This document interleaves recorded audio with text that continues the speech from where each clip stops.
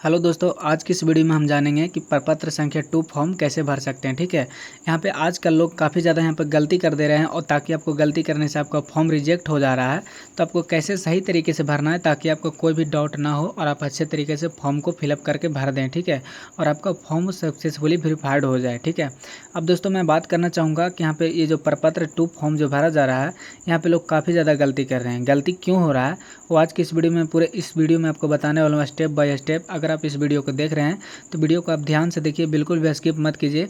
और देखिए प्लीज़, आप अगर आप मेरे चैनल पर नए हैं तो प्लीज़ चैनल को सब्सक्राइब करके बेल आइकन को प्रेस कर लीजिए ताकि इस तरह की इन्फॉर्मेशन वीडियो आपको सबसे पहले मिले। अब देखिए प्रपत्र 2 को फॉर्म को कैसे आपको भरना है वो मैं आपको स्टेप बाय स्टेप समझाता हूँ। अगर आपको समझ में नहीं आएगा तो आप कमेंट बॉक्स में बता सकते हैं और वीडियो को स्किप नहीं कीजिएगा, तब आपको आराम से समझ जाइएगा। ठीक है, तो यहाँ पे देखिए सबसे पहले मैं बता देता हूँ कि यहाँ पे राजस्व का नाम दिख रहा है। ठीक है, ऊपर में यहाँ पे आपको दिख रहा है सबसे फर्स्ट में यहाँ पे राजस्व का नाम। राजस्व का नाम का मतलब होता है मौजे का नाम। ठीक है, यानी आपका मौजा का नाम क्या है, आपको मौजा का नाम पता नहीं तो मौजा का मतलब होता है आपका मतलब कि गाँव। ठीक है, और अगर आपको मौजा का नाम पता नहीं तो रसीद में आपको मिल जाएगा। ठीक है, तो यहाँ पे मौजा का नाम मेरा पटियाना है तो पटियाना मैं भर दिया हूँ।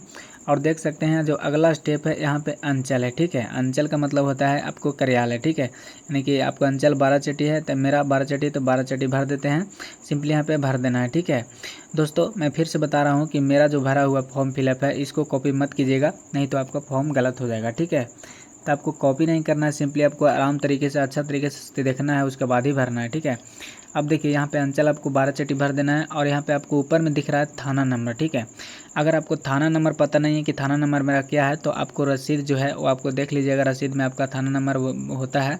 आपका हर एक का लोग का थाना नंबर अलग अलग होता है, तो मेरा यहाँ पे भरा हुआ डिटेल को आप कॉपी मत कीजिए ताकि आपको दिक्कत ना हो। अब देखिए यहाँ पे अगला जो स्टेप है यहाँ पे लिखा हुआ है अलका नंबर। ठीक है, अलका नाम एवं नाम, नंबर एवं नाम। ठीक है, अलका का मतलब होता है पंचायत। ठीक है, अगर अलका का नाम नहीं सुने हैं तो आप रसीद में भी देख सकते हैं आप किस पंचायत से, अगर आप कौन पंचायत में आपको ज़मीन है, जो भी हो रहे आपका अलका का नाम यहाँ पे आपको जो भी रहे डाल देना है। ठीक है, तो मेरा जो भी नाम है यहाँ पे मैं डाल दिया है सक्सेसफुली, तो यहाँ पे मैं सक्सेसफुली डाल दिया हूँ अलका का नाम। यहाँ पे देख सकते हैं जो यहाँ पे ये स्टेप है, यहाँ पे पुलिस थाना लिख रहा है। ठीक है, यहाँ पे पुलिस थाना।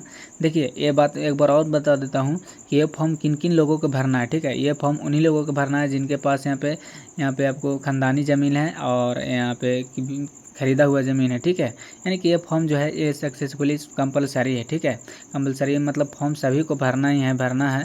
तो देखिए अब बात करते हैं यहाँ पे पुलिस थाना जो लिख रहा है, यहाँ पे आप पुलिस किस पुलिस थाना के अंतर्गत आते हैं वहाँ पे आपको नाम डालना है। तो सिंपली जो भी रहे आपको डाल देना है, मैं डाल दिया हूँ। ठीक है, अब देखिए दूसरा यहाँ पे अंचल आपको डाल देना है और तीसरा यहाँ पे जो है यहाँ पे गया यानी कि ज़िला आपको डालना है। ठीक है, आप जिस ज़िले से बिलोंग करते हैं वो ज़िला का नाम यहाँ पे आपको दर्शाना है। ठीक है, अब यहाँ पे तो ये पूरा का पूरा फिलअप हो गया।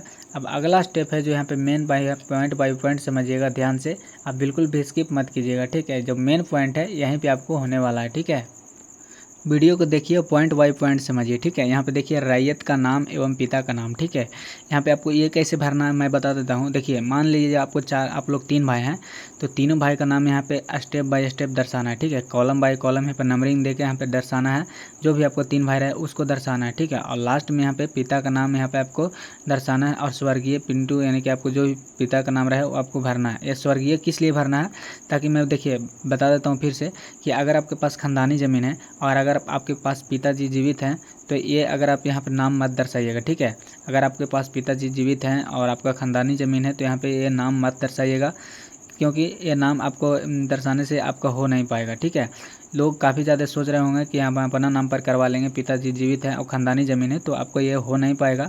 इसलिए अगर आपके पास पिताजी स्वर्गीय मृत्यु हो गया है तभी ये आपको ज़मीन हो पाएगा, तो सिंपली यहाँ पे आपको स्वर्गीय लिखना है। ठीक है, पिता का नाम में आपको स्वर्गीय ज़रूर लगाना है।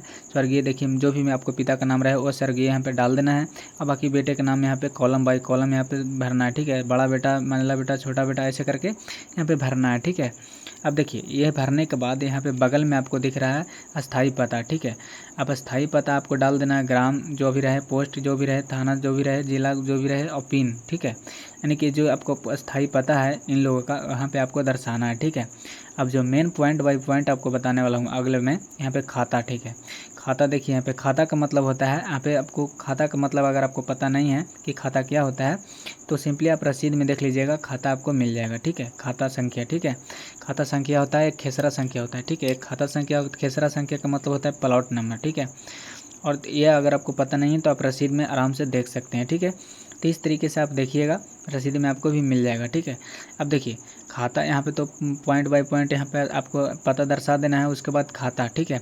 अब देखिए खाता एक खाता भरना है तो आप एक ही फॉर्म को भरिए, ठीक है। एक खाता के लिए आपको एक फॉर्म आवेदन करना होगा। मान लीजिए कि आपके पास खाता संख्या 77 है तो 77 में जितना प्लॉट आता है वो प्लॉट यहाँ पे दर्शा देना है। और अगर आपके पास 2 खाता संख्या के यहाँ भरना चाहते हैं तो यहाँ पे मत भरिए, आपको गलत हो जाएगा, ठीक है।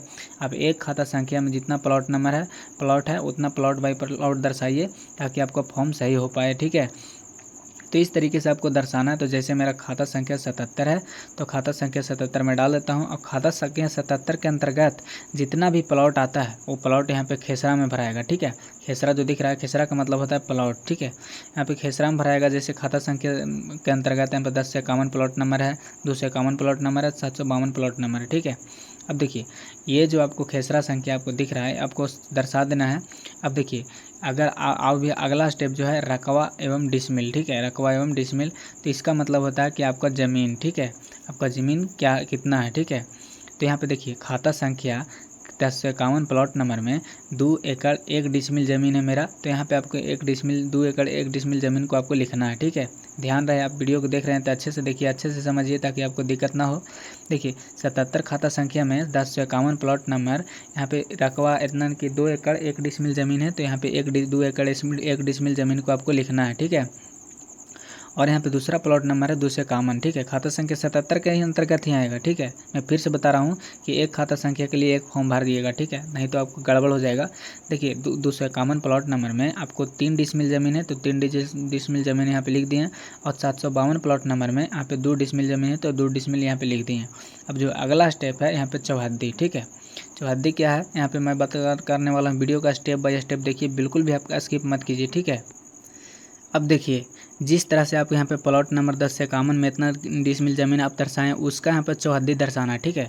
और यहाँ पे देख सकते हैं 10 से 77 खाता में 3 प्लॉट है तो 3 प्लॉट के सामने सामने यहाँ पे चौहद्दी आपको दर्शाना है। ध्यान रहे चौहद्दी वैसे दर्शाना है जैसे यहाँ पे जीवित लोग आदमी को दर्शाना है, ठीक है। ये नहीं कि आपके वाला में से नाम उतार लीजिए 5 साल 20 साल पुराने लोगों के यहाँ पे दर्शाना है, नहीं तो वैसे नहीं हो पाएगा, ठीक है। वैसे अपडेट नहीं होगा, वेरीफाइड आपको फॉर्म नहीं होगा, रिजेक्ट कर दिया जाएगा, ठीक है। तो ध्यान रहे आप लोग के यहाँ पे चौहद्दी में उन्हीं लोग का नाम दर्शाना है जिन लोग यहाँ पे जीवित है, ठीक है। तो ध्यान रहे आपको प्लॉट बाय प्लॉट आपको यहाँ पे चौहद्दी दर्शाना है। अगर चौहद्दी सबका एक ही है तो एक प्लॉट से ही आपको एक चौहद्दी से ही आपको काम चल जाएगा, ठीक है। तो यहाँ पे आपको चौहद्दी आपको भर देना है जीवित लोगों से। अब देखिए अगला जो है यहाँ पे पॉइंट है यहाँ पे किस्म ज़मीन, ठीक है। किस्म ज़मीन का मतलब होता है कि आप किस प्रकार का ज़मीन है आपके पास, ठीक है। जैसे आपको खेत मान के चलिए खानदानी ज़मीन है, खेतिहर ज़मीन है तो यहाँ पे लिखना है धनहर, ठीक है, धनहर, ठीक। अगर आपके पास खेतिहर ज़मीन है तो यहाँ पे जाके खेती करते हैं तो यहाँ पे धनहर लिखना है। अगर आपको यहाँ पे ज़मीन है जो खरीदे हैं तो यहाँ पे क्रय लिखना है, ठीक है। तो इस तरीके से आपको भरना है, ठीक है। और यहाँ पे अगला स्टेप है लगान, यानी कि इस ज़मीन पे आपको लगान कितना लगाया गया है। अगर आपको लगान के बारे में पता नहीं है तो आप रसीद देख लीजिए। रसीद अब मेरे पास नहीं तो आप बता देते हैं। आपको पास रसीद है तो रसीद देखिए, वहाँ पे लिखा होगा लगान। आपको लगान जो भी यहाँ पे आपको रहेगा वो यहाँ पे आपको सिंपली फिलअप करना है, ठीक है। अगर जमाबंदी यहाँ पे संख्या है आपके पास तो जमाबंदी संख्या भी भर सकते हैं आसान तरीके से। तो मेरे पास नहीं है तो मैं यहाँ पे नहीं भर रहा हूँ, ठीक है। अगर आपके पास है तो भर दीजिए। देखिए यहाँ पे अगला जो स्टेप है आप नहीं समझ पा रहे हैं, यहाँ पे भूमि पर दावा का अधिकार, ठीक है। अगर आपके पास खानदानी ज़मीन है तो यहाँ पे लिखना उत्तराधिकार, ठीक है। अगर आपके पास खानदानी ज़मीन तो उत्तराधिकार लिखना है। और अगर आपके ज़मीन खरीदा गया है, आप खरीदे हैं खुद से, तो यहाँ पे लिखना है क्रय, ठीक है, क्रय लिखना है। और ध्यान रहे यहाँ पे आपको जो बता रहे थे किस्म ज़मीन, यहाँ पे इसका मतलब होता है कि अगर आप खेती कर रहे हैं तो धनहर और यहाँ पे अगर आप उसमें मकान बना दिए हैं तो यहाँ पे मकान लिख दीजिएगा, ठीक है। तो यहाँ पे आपको ध्यान से फोकस कीजिएगा, किस तरह से मैं बताया हूँ वीडियो में, तो आप देख लीजिएगा। अगर आपको समझ में आ रहा होगा तो फिर से मैं बता रहा हूँ कि यहाँ पे भूमि पर दावा का अधिकार, इसका मतलब होता है कि आपका भूमि किस प्रकार है। तो यहाँ पे जैसे यहाँ पे अगर आपके पास खानदानी ज़मीन है तो यहाँ पे उत्तराधिकार लिखना है, अगर आप खरीदे हैं खुद से तो यहाँ पर क्रय लिखना है, ठीक है। अभियुक्ति का मतलब होता है ये प्लॉट नंबर में आपको, यानी कि यहाँ पे जो लोग आपको लड़ाई वगैरह झमेला चल रहा है तो यहाँ पे आपको शॉर्टकट में आप दर्शा दीजिएगा। इसमें मैं यहाँ अगर आपके पास है तो दर्शा दीजिए, ठीक है, शॉर्टकट में, ठीक है। अब जो मेन पॉइंट आता है, नीचे आइए। अब नीचे आने के बाद यहाँ पे लिखिएगा, दिख रहा है यहाँ पे स्थान, ठीक है। तो स्थान वही फिलअप करना है जहाँ पे यहाँ पे मौजे का नाम फिलअप किए थे, वहाँ पे ये आपको ऑप्शन में आपको स्थान फिलअप करना है। अब देखिए नीचे में आपको दिख रहा है मोबाइल नंबर। अब मोबाइल नंबर, ये जो आपको मेन पॉइंट दिख रहा है, ठीक है, ये मोबाइल नंबर आपको क्यों डालने के लिए बोल रहा है। अगर आपके पास मोबाइल नंबर नहीं डालिएगा तो आपके पास कॉल आएगा, आपको वेरीफाइड करने में दिक्कत होगा, ठीक है। मोबाइल नंबर देखिए, मोबाइल नंबर ये नहीं कि यहाँ पे 3 भाई है तो तीनों का यहाँ पे मोबाइल नंबर डालना है, ज़रूरी से डालना है। ताकि एक मोबाइल नंबर अगर आप डालते हैं तो आजकल लोग देखिए यहाँ पे कभी इनकमिंग कॉल बंद हो जाता है तो कभी सिमें भुला जाता है। तो इसलिए आपको 2 से 3 नंबर अच्छा वाला डाल देना, ताकि कोई नंबर पे भी आपको संपर्क हो जाए, ठीक है। अगला है तिथि यानी कि जिस डेट में आप आवेदन के जमा कर रहे हैं उस तिथि को आपको डाल देना है सिंपली यहाँ पे। आधार नंबर नीचे में आपको दिख रहा है, ठीक है। आधार नंबर देखिए, आधार नंबर भी आपको 2 से 3 वाला लोगों का डालना है, यानी कि 3 भाई तो तीनों का आधार नंबर यहाँ पर डालना ज़रूरी है, ताकि आपको वेरीफाइड करने में दिक्कत ना हो। तो आपको यहाँ से आपको आधार नंबर अच्छे तरीके से फिलअप करना है, तो यहाँ पर आधार नंबर भी आपको फिलअप कर लीजिएगा, ठीक है। यहाँ पे रैयत का हस्ताक्षर, अंगूठे का निशान, ठीक है। अब देखिए यहाँ जो लास्ट पॉइंट है, यहाँ पे आपको दिख रहा है रैयत का हस्ताक्षर, अंगूठे का निशान, यानी कि आपका जो लोग यहाँ पे आपको भाई का यहाँ पे भरे हैं फॉर्म, उस फॉर्म में उन लोग अगर आपको साइन करते हैं तो साइन करवा लीजिए। अगर आपको यहाँ पे ठेपा वगैरह लगाते हैं तो ठेपा वगैरह भी लगा सकते हैं। तो जैसे साइन करते हैं तो यहाँ पे साइन करने के लिए देखिए, काफ़ी लोग सोच रहे होंगे कि यहाँ पे अगर 3 भाई है तो तीनों को साइन करना यहाँ पे ज़रूरी है या नहीं, ठीक है। तो ज़रूरी है, लेकिन आप नहीं भी कर दीजिएगा तो कोई दिक्कत नहीं है, लेकिन ऐसे आप कर दीजिएगा तो और बेटर रहेगा। तो यहाँ पे आपको साइन वगैरह करवा देना है, ताकि आपका फॉर्म जो है अच्छे तरीके से फिलअप हो गया है, ठीक है। अब देखिए यह फॉर्म जो मेरा है अच्छे तरीके से भर पाया गया है। और अगर आपको समझ में आ गया होगा तो वीडियो को लाइक कर दीजिए, और चैनल पर नहीं तो प्लीज़ चैनल को सब्सक्राइब करके बेल आइकन को प्रेस कीजिए, ताकि इस तरह की इन्फॉर्मेशन वीडियो आपको सबसे पहले देखने के लिए मिले।